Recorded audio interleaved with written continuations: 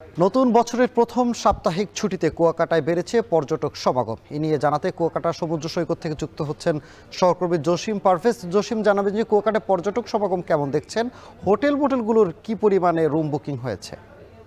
সানি, আসলে এখন কিন্তু শীত মৌসুম এবং পর্যটন মৌসুম চলছে।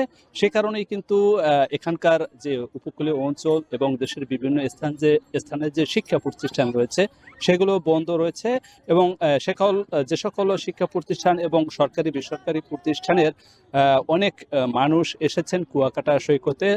অর্ধ লক্ষাধিক মানুষের সমাগম হয়েছে এখানে কিন্তু পিকনিক পার্টি রয়েছে, শিক্ষা সফরের লোক রয়েছে। এছাড়া যে নয়নাভিরাম সূর্য অস্ত এবং সূর্য উদয়ের দৃশ্য দেখার জন্য পর্যটক এসেছেন।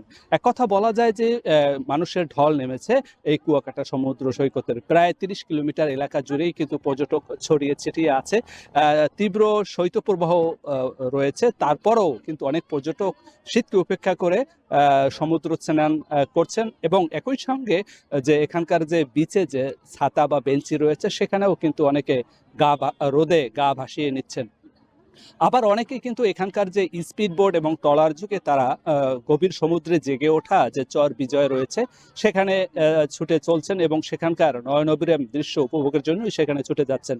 একই সঙ্গে এখানকার যে পশ্চিম প্রান্তে যে ফাতরার বন রয়েছে, সুন্দরবনের আদলে গড়ে ওঠা এই বন, ম্যানগ্রোভ বন, সেখানেও তারা বিচরণ করছেন এবং আন্ধারমানিক নদের মোহনা এবং শিববেরিয়া নদের মোহনা, ৩ নদের মোহনা যে রয়েছে সেখানকার যে দর্শনীয় স্পট রয়েছে সেগুলোও কিন্তু তারা দেখছেন এবং লাল কাঁকড়া ছুটাছুটি দেখছেন। একই সঙ্গে অতিথি পাখির যে বিচরণ রয়েছে সেগুলো উপভোগ করছেন। আর সকালবেলা যে সূর্য উদয়ের যে দৃশ্য রয়েছে সেই দৃশ্য দেখার জন্য মানুষ এখানে ভিড় করছেন। এক কথা বলা যায় যে এখানকার হোটেল মোটেল রয়েছে সেগুলো কিন্তু পরিপূর্ণ হয়েছে বলে এখানকার ব্যবসায়ীরা জানিয়েছে। এই ছিল আমার কাছে সবশেষ, সানি। সাপ্তাহিক ছুটির দিনে কুয়াকাটায় বেড়েছে পর্যটক সমাগম, সে খবর জানাচ্ছিলেন সহকর্মী জসিম পারভেজ।